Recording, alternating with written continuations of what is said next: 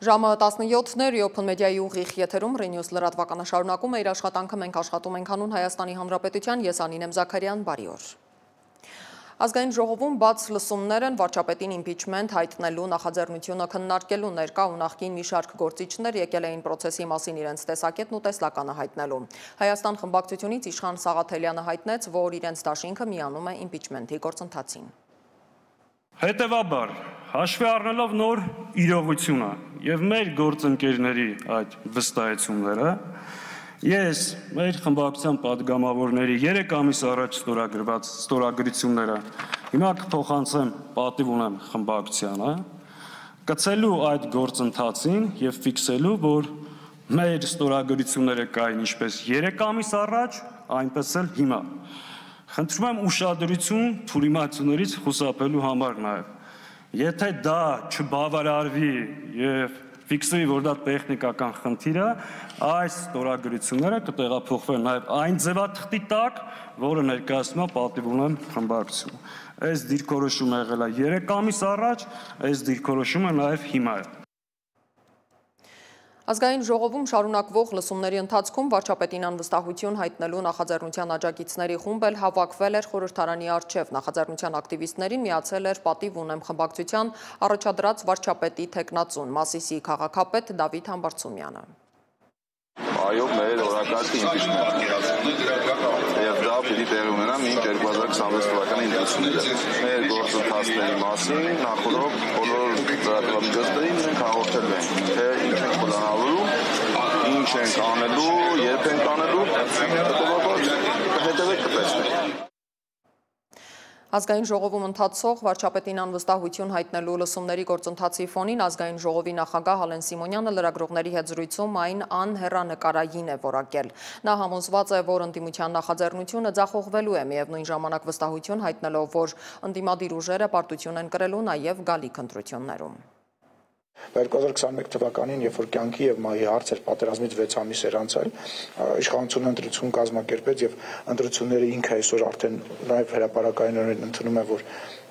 լեգիտիմ է իշխանությունը։ Իրանք ինչ ընտրություն են, եկել ասել են, եկեք Վազգեն Մանուկյանին տանք, հետո եկեք Կանադայի քաղաքացի Վազգեն Գալստանյանին տանք, հետո կորոշեն։ Իրանք ընտրությունների պատրաստ չեն։ Մենք հենց վաղն էլ կարող ենք գնալ ընտրությունների, բայց դրա կարիքը աճ կա։ Երկրորդը մեր ժողովուրդը մեզ 5 տարով պատվիրակել է եւ դա արդար այդ ընտրությունները, տեսեք դուք շատ հետաքրքիր բան եք ասում, ասում եք դուք պատրաստ եք, իրանք պատրաստ չեն ձեզ ձեռ տալի։ Այդ ընտրությունները պետք է ձեռ տալ ժողովրդին։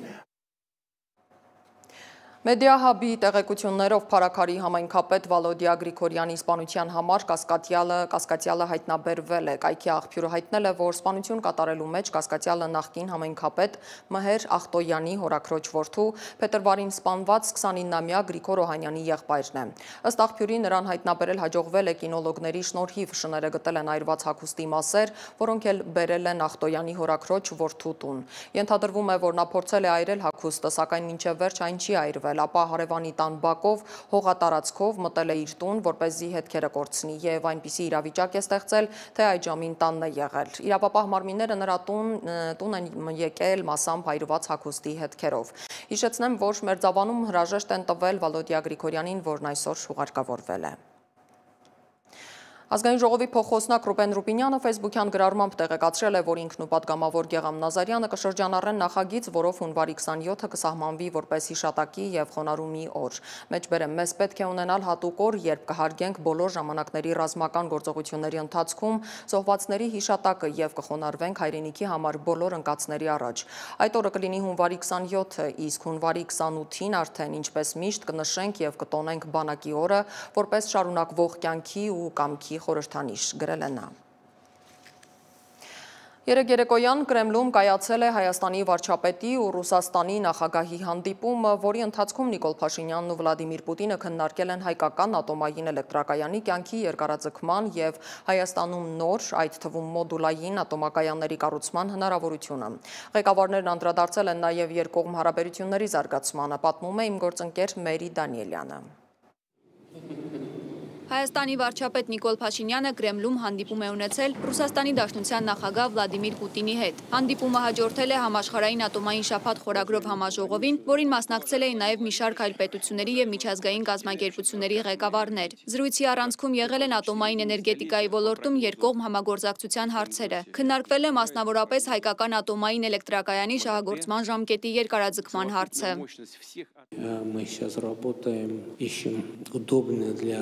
Մենք այժմ աշխատում ենք եւ փնտրում ենք Հայաստանի համար հարմար նախագծեր, փոքր մոդուլային ատոմային հնարավորություններ եւ իհարկե այդ հարցում նույնպես շատ ակտիվ երկխոսություն ունենք Ռուսաստանի հետ։ Մենք շատ արդյունավետ համագործակցում ենք Ռոսատոմ կորպորացիայի հետ։ Мы очень эффективно сотрудничаем с корпорацией «Росатом». Դաշնության նախագահ Վլադիմիր Պուտինն իր հերթին կարևորել է Հայաստանում ատոմակայանի դերը, նշելով, որ այն ապահովում է երկրի էլեկտրաէներգիայի մոտ 30%-ը, ինչը նրա բառերով լուրջ ցուցանիշ է։ Ռոսատոմն այժմ աշխատում է հայկական ատոմակայանի գործունեության ժամկետի երկարաձգման ուղղությամբ։ Դրա համար ձեր ներկայությունը ֆորումին լիովին տրամաբանական է։ Բանակցությունների ընթացքում անդրադարձ է կատարվել նաև երկու երկրների միջև առևտրատնտեսական հարաբերություններին։ Ռուսաստանի նախագահը նշել է, որ նախորդ տարի երկկողմ առևտրաշրջանառությունը հասել է ռեկորդային ցուցանիշի։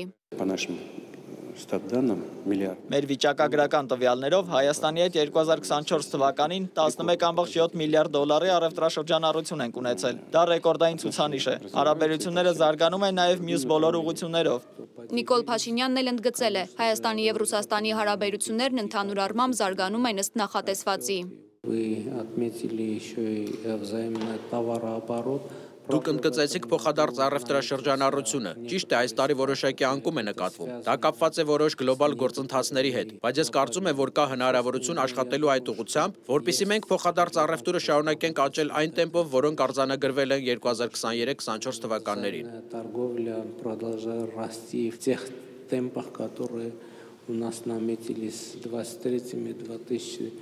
Ավելի վաղ համաշխարհային ատոմային շաբաթ խորագրով համաժողովին վարչապետը հույս է հայտնել, որ միջազգային գործընկերների հետ փոխշահավետ համագործակցությունը միջուկային էներգիայի խաղաղ օգտագործման ոլորտում կշարունակի զարգանալ եւ ամրապնդվել։ Հայկական ատոմակայանի անվտանգ գործունեությունը Փաշինյանի խոսքով Հայաստանի կառավարության համար ռազմավարական առաջնահերթություն է։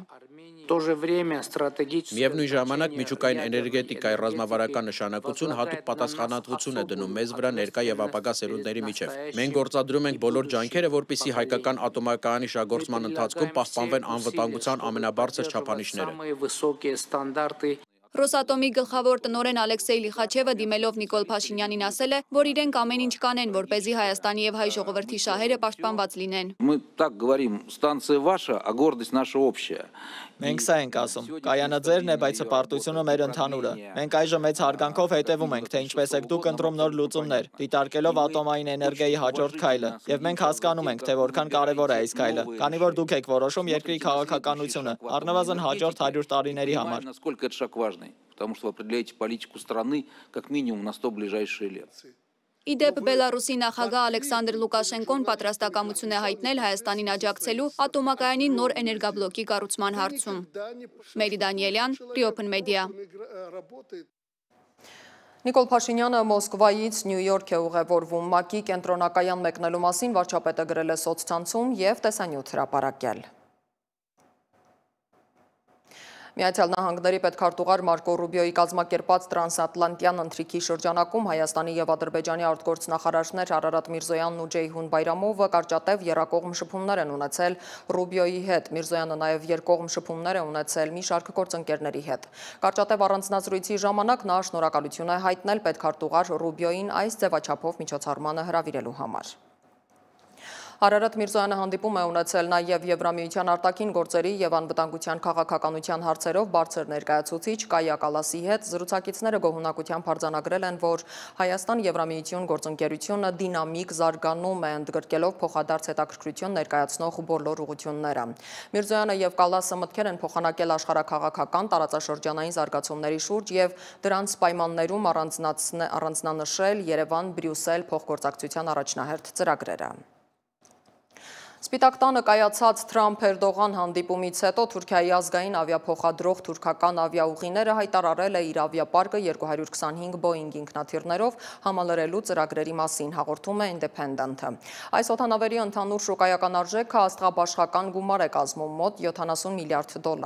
Թայիփ Էրդողանի հետ հանդիպումից հետո Դոնալդ Թրամփը հայտարարել է, որ կարող է շուտով հանել Թուրքիայի պաշտպանական արդյունաբերության դեմ սահմանած պատժամիջոցները։ Դրանք սահմանվել էին 2019 թվականին Թուրքիայի կողմից ռուսական S-400 հակահրթիռային համակարգերի գնումից հետո, ինչը Վաշինգտոնը համարել էր անհամատեղելի ՆԱՏՕ-ի համակարգերի հետ։ Միաժամանակ Ադրբեջանի նախագահ Իլհամ Ալիևն է ելույթ ունեցել ՄԱԿ-ի գլխավոր ասամբլեայի 80-րդ նստաշրջանում հիշատակել Թրամփի վաստակը Հայաստանի հետ հարաբերությունների կարգավորման գործում։ Նա չի զլացել կրկին խոսել 5 տարի առաջ այս օրերին իր սանձազերծած պատերազմի մասին, դրա հետևանքները ներկայացնելով իր լույսի ներքո։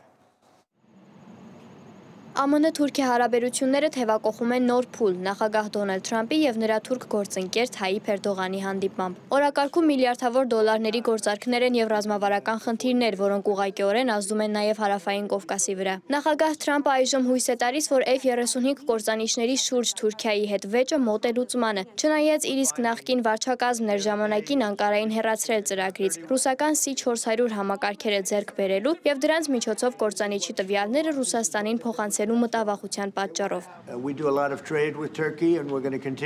Մենք նախագահի հետ աշխատում ենք առևտրային եւ պաշտպանական բազմաթիվ համաձայնագրերի վրա, այդ թվում Boeing ինքնաթիռների խոշոր գնումների, F-16-ի խոշոր գործարքի եւ F-35-ի վերաբերյալ շարունակական բանակցությունների շուրջ, որոնք ըստ մեր ակնկալիքների կարող են դրական ավարտ ունենալ։ Էրդողանն իր հերթին հաստատում է հարաբերությունների բարելավումը եւ օրակարգում ներառված պաշտպանական առանցքային հարցերը։ Ինչպես ասել ենք ձեր նախագահության առաջին եւ երկրորդ ժամկետների ընթացքում մենք կարողացել ենք Թուրքիա-Միացյալ Նահանգներ հարաբերությունները բարձրացնել բոլորովին այլ մակարդակի։ Ինչպես նշեցիք, մենք այսօր հնարավորություն ունենք քննարկելու F-35, F-16 եւ հոտ-բոտ գործի հետ կապված որոշ հարցեր։ Սպիտակ տանը Թրամփը չխնայեց ջերմ խոսքերը իր թուրք գործընկերոջ հասցեին, նրան անվանելով ընկեր եւ շատ հարգված մարդ։ Ցուցադրելու համար, թե ինչպես է իր անձնական դիվանագիտությունն աշխատում, Թրամփը հիշեցրեց իր առաջին նախագահության շրջանի առանցքային հաջողություններից մեկը՝ ամերիկացի հոգեվոր հովիվ Էնդրյու Բրանսոնի ազատ արձակումը։ Մենք երկար ժամանակ լավ հարաբերություններ ենք ունեցել, եթե հիշում եք, նա ազատ արձակեց քահանա Բրանսոնին, որը 35 տարվա բանտարկության էր դատապարտվել, սակայն ես միջամտեցի։ Երբ ես զանգահարեցի նախագահին, նա ազատ արձակեց հոգևոր հովվին, ինչը մեծ նշանակություն ունեցավ մեր քրիստոնեական, մեր ավետարանչական համայնքի համար։ Սակայն բարեկամական հռետորաբանության հետ մեկտեղ Թրամփը հիշեցրեց նաև հստակ պահանջ Ուկրաինայի պատերազմի խնդրով։ Մենք հիանալի հարաբերություններ ենք ունեցել կապված թե պատերազմի, թե առևտրի հետ, եւ կարծում եմ, որ այսօր մենք խոսելու ենք երկուսի մասին էլ։ Ես կցանկանայի, որ նա դադարեցնի նավթ գնել Ռուսաստանից, քանի դեռ Ռուսաստանը շարունակում է այս կատաղի հարձակումը Ուկրաինայի դեմ։ Նրանք կռվում են, արդեն միլիոնավոր կորուստներ կան, եւ հանուն ինչի, ամոթալի է, դա մարդկային կյանքերի վատնում է, ուստի մենք պետք է կանգնեցնենք դա, Պուտինը պետք է կանգ առնի։ Սպիտակ տանը հյուրընկալած բոլոր բարձրաստիճան դեմքերին որպես իր լավ բարեկամն է ներկայացնում Թրամփը, որի ավտոշարասյունը նախորդին փակել էր Էրդողանի ճանապարհը։ Հնարավոր է, որ Էրդողանին փողոցում կանգնեցնելը վրեժխնդրության համեստ ակտ էր 2017-ի մայիսի 16-ի դեպքերի համար, երբ նրա թիկնապահները Վաշինգտոնում Թուրքիայի դեսպանատան մոտ հարձակվեցին հայ եւ քուրդ ցուցարարների վրա։ 9 հոգի հիվանդանոցում էր հայտնվել։ Միացյալ Նահանգների դատախազությունը 15 թիկնապահի դեմ գործ էր հարուցել, սակայն հետո քիչ-քիչ կարճ էր դրանք։ Միացյալ Նահանգների նախագահի հատուկ բանագնաց Սթիվ Ուիտքոֆը հայտարարել է, որ Թրամփի վարչակազմը իրեն հանձնարարել է Ադրբեջանի եւ Հայաստանի հարցերով խորհրդակցել Թուրքիայի հետախուզության գործող եւ նախկին ղեկավարների Իբրահիմ Քալնի եւ Հական Ֆիդանի հետ, որն այժմ արտգործնախարարն է։ Այս բացահայտման ֆոնին ՄԱԿ-ի գլխավոր ասամբլեայում Ադրբեջանի նախագահ Իլհամ Ալիևը չի զլացել ինքն իրեն գովեստի խոսքեր շռայլել։ Մենք հաղթել ենք եւ պատերազմում եւ խաղաղությունում։ Մենք վերջ ենք դրել օկուպացիային եւ սկսել ենք վերակառուցումը։ Արդարությունը հաղթանակել է, իշխանությունը ամրապնդվել է եւ փաստացի խաղաղությունը հաստատվել է։ Մենք պատրաստ ենք կիսվել այս դրական փորձով։ Ալիևը հատուկ ընդգծեց Միացյալ Նահանգների հետ հարաբերությունների նոր մակարդակը, պատմական քայլ որակելով Թրամփի որոշումը կասեցնելու 1992 թվականից Ադրբեջանի դեմ գործող ազատության աջակցության մասին օրենքի 907-րդ հոդվածի կիրառումը։ Մենք նախագահ Թրամփի հետ ստորագրեցինք հուշագիր երկու կառավարությունների միջև ռազմավարական աշխատանքային խմբի ստեղծման վերաբերյալ, որը կմշակի Ադրբեջանի եւ Միացյալ Նահանգների միջև ռազմավարական գործընկերության կանոնադրություն։ Սա բացում է նոր հորիզոններ գործընկերության համար քաղաքականության, տնտեսության, էներգետիկայի, տարածաշրջանային կապերի, պաշտպանության, անվտանգության եւ այլ ոլորտներում։ Վաշինգտոնն ու Անկարան փորձում են վերականգնել եւ խորացնել ռազմավարական համագործակցությունը միաժամանակ պահելով ճնշման գործիքները զգայուն հարցերում, ինչպես Ուկրաինայի պատերազմը եւ Հարավային Կովկասում գոյություն ունեցող անվստահությամբ պայմանավորված լարվածությունը։ Հաջորդ ամիսների զարգացումները կհստակեցնեն արդյոք այս դրական հռետորաբանությունը կվերածվի երկարաժամկետ գործնական քայլերի, թե կմնա քաղաքական հայտարարություններով համեմված շփիթների փոխանակման հարթությունում։ Աննա Հարությունյան, Reopen Media։ Ուկրաինայի զինված ուժերի գլխավոր հրամանատար Ալեքսանդր Սիրսկին հայտարարել է, որ Ռուսաստանը կրկնակի շատ հրետանային արկեր է կիրառում, քան ուկրաինացիները, բայց իրենք արկերի պակասը փոխհատուցում են դրանց ճշգրտությամբ, հետախուզությամբ եւ կարևոր օբյեկտներին հարվածելով։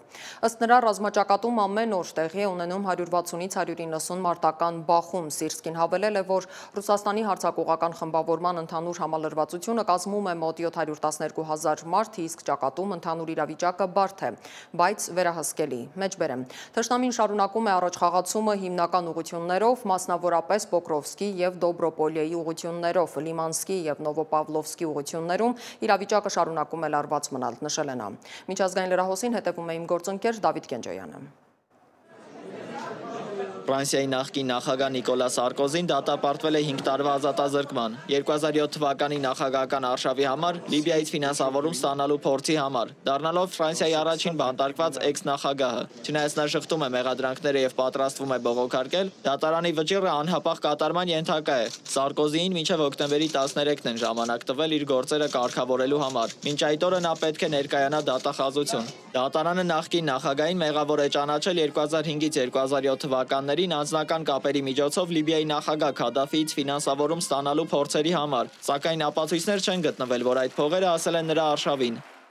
Ռուսաստանի պաշտպանության նախարարությունը հայտարարել է, որ իր զորքերը շարունակել են գործողությունները մի քանի ճակատներով։ Ուկրաինան էլ իր հերթին պնդում է, որ հաջողությամբ հարվածներ է հասցրել Ռուսաստանի տարածքում գտնվող կարևոր թիրախներին։ Ռուսաստանը հայտնել է Դոնեցկի մարզի Կիրովսկ բնակավայրի վերահսկողության գրեթե ավարտի եւ Ուկրաինայի 142 օբյեկտների, այդ թվում անօդաչու թռչող սարքերի պահեստների եւ ժամանակավոր տեղակայման կետերի վրա հարվածների մասին։ Ուկրաինայի ռազմական հետախուզությունը նախորդին հայտնել էր Չեռնոմորսկի նավահանգիստներում գտնվող նավթի փոխադրման ենթակառուցվածքներին հասցված հարվածների մասին։ Վոլոդիմիր Զելենսկին նշել է, որ ԱՄՆ նախագահ Դոնալդ Թրամփը ուղղակի աջակցություն է ցուցաբերել Ռուսաստանի էներգետիկ եւ պաշտպանական արդյունաբերության օբյեկտներին հարվածելու համար։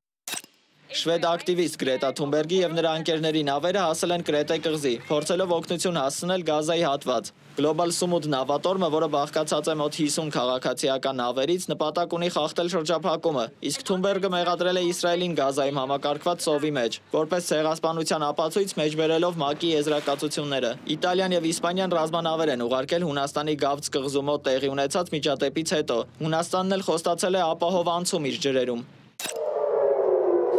Թել Ավիվում եւ Իսրայելի մի շարք այլ շրջաններում հնչել են օդային տագնապի ազդանշաններ։ Ըստ իսրայելական աղբյուրների Եմենից արձակված հրթիռը խոցվել է։ Հրթիռի արձակումը տեղի է ունեցել Իսրայելի օդային ուժերի կողմից Սանայում հութիների հետ կապված թիրախների վրա հարվածներից մի քանի ժամ անց։ Հութիների վերահսկողության տակ գտնվող Սանայում իսրայելական օդային արձակումների հետևանքով առնվազն 2 մարդ է զոհվել, 48-ը վիրավորվել։ Հայտնել են հութիների առողջապահության մարմինները։ Դավիթ Գենջոյան, Reopen Media։ Չինաստանի ժողովրդական հանրապետության հիմնադրման 76-րդ տարեդարձին նվիրված միջոցառման ժամանակ Հայաստանում Չինաստանի դեսպան Լի Սինվեյը հայտարարել է, որ Չինաստանի ու Հայաստանի գործակցության հեռանկարները լայն են եւ խոստումնալից։ Չինաստանի ձեռքբերումների մասին խոսելուց հետո դեսպան Լին հայտարարել է, որ 2025-ը նշանակային փուլ դարձավ Չինաստան-Հայաստան հարաբերությունների զարգացման պատմության մեջ, կողմերը համատեղ հայտարարեցին ռազմավարական գործընկերության հաստատման մասին։ Այս տարվա առաջին կեսին մեր երկրների միջև երկկողմ Մարևտրի ծավալը գերազանցել է 1.2 միլիարդ դոլարը, իսկ փոխադարձ այցելությունների քանակը կազմել է ավելի քան 30,000 մարդ, ասել է նա։ Նա հայ գործընկերներին կոչ է արել համատեղ ջանքերով առաջ մղել Չինաստան-Հայաստան հարաբերություններն, ապահովելով դրանց կայուն զարգացումը։ Այժմ խոսելու ենք Միացյալ Նահանգների արտաքին օգնության քաղաքականության կտրուկ փոփոխության մասին, որը կոչվում է նախ առևտուր, հետո օգնություն։ Նախագահ Դոնալդ Թրամփի վարչակազմը դրամագծորեն փոխել է USAID-ի գործունեությունը, կրճատելով գրեթե $2 միլիարդ օգնությունը։ Այս փոփոխությունները լուրջ ազդեցություն են ունեցել նաև Հայաստանի հասարակական ու մեդիա կազմակերպությունների վրա, որոնց բյուջեի մինչև 90%-ը կախված էր ամերիկյան գործակալության ֆինանսավորումից։ Ինչպես են այս կրճատումներն ազդել տեղական կառույցների վրա և ինչ մարտահրավերներ են սպասվում։ Իմացեք մանրամասները դիտելով Անի Հովանիսյանի ռեպորտաժը։ Trade Before Aid կամ առևտուրը օգնությունից գերակա։ ԱՄՆ-ի նոր ռազմավարությունը փոխում է այն երկարամյա համոզմունքը, որ սննդի, բժշկական և տնտեսական օգնությունը ԱՄՆ-ի գլոբալ ազդեցության փափուկ ուժի բաղադրիչն է։ $1.8 միլիարդ արտասահմանյան օգնության միջոցները կուղղվեն America First նախաձեռնություններին, ինչպիսիք են Գրենլանդիայում ներդնումները և Լատինական Ամերիկայում մարքսիստական կամ հակաամերիկյան ռեժիմների դեմ պայքարը։ Թրամփի պաշտոնավարման առաջին իսկ օրերից այս տարվա հունվարից հնչող հայտարարություններից պարզ էր, որ նա 180 աստիճանով կփոխի ԱՄՆ-ից արտասահման ուղարկվող օգնության քաղաքականությունը։ USAID-ը իսկապես կոռումպացված է և ոչ կոմպետենտ։ Մենք ընդամենը 2 շաբաթվա ընթացքում միլիարդավոր դոլարների չարաշահումներ ենք բացահայտել և սա դեռ սկիզբն է։ Ըստ ԱՄՆ պետդեպարտամենտի մի քանի շաբաթվա մեջ Թրամփի վարչակազմը միլիարդներ խնայեց, ավելի քան 4000 դրամաշնորհ չեղարկելով։ Սրան զուգահեռ հազարավոր մարդիկ իրենց աշխատանքը կորցրին։ Փետրվարին ԱՄՆ միջազգային զարգացման գործակալության ղեկավար նշանակվեց պետքարտուղար Մարկո Ռուբիոն։ Նրանք աջակցում են ծրագրերին, որոնցից դժգոհում են տեղական կառավարությունները։ Նրանք լիովին անպատասխանատու են ու չեն էլ համարում, որ աշխատում են Միացյալ Նահանգների համար։ Նրանք կարծում են, թե իրենք գլոբալ կառույց են և իրենց տերը ամբողջ աշխարհն է, ոչ թե Միացյալ Նահանգները։ Իսկ ինչ կերպ են այս փոփոխությունները ազդել Հայաստանում աշխատող հասարակական և մեդիա կառույցների աշխատանքի վրա։ Դրանց բյուջեի քանի տոկոսն է կազմել USAID-ի տրամադրած ֆինանսավորումը և ինչ հետևանքներ են ունեցել կրճատումները։ Զրուցել ենք մի քանի կազմակերպության ներկայացուցիչների հետ։ Մեծանախաձեռնությունների կենտրոնը երկար տարիներ աշխատում էր USAID-ի հետ։ Միասին 2023-ից մեծ ծրագիր էին սկսել։ Սկզբում ասվեց, որ այդ ծրագիրը այս բանից առաջվում է 3 ամսով, հետո ինչ-որ ժամանակ հետո պարզվավ, որ ընդհանրապես չի շարունակվելու այդ ծրագիրը, մոտավորապես 50%, եթե ոչ 60%, պետք է դիվերսիֆիկացիան ունենալով մեր համար շատ դժվար էր, այլ է դժվար իրական, նաև մենք մի փոքր արտավելություն ունենք մյուս մեր գործընկերների նկատմամբ հիմնականում ունենք, այդն է, որ մեր գրասենյակը մեր սեփականությունն է։ Չնայած այս փոփոխություններին կադրային և աշխատավարձերի կրճատումներ կենտրոնում չեն եղել։ Ծրագրի արգելափակումից տուժել է նաև ինֆորմացիայի ազատության կենտրոնը։ Լուրջ հարված էր ընդհանրապես ոչ միայն 1-2 կազմակերպությունների համար, այլև Հայաստանում քաղաքացիական հասարակության, քաղաքացիական տարածքի համար։ Դիտած ենք եղել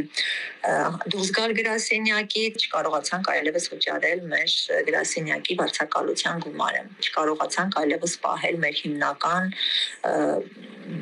փորձագետներին, անձնակազմին և էականորեն ստիպված ենք եղել կրճատել, այս պահին ընդամենը 2-3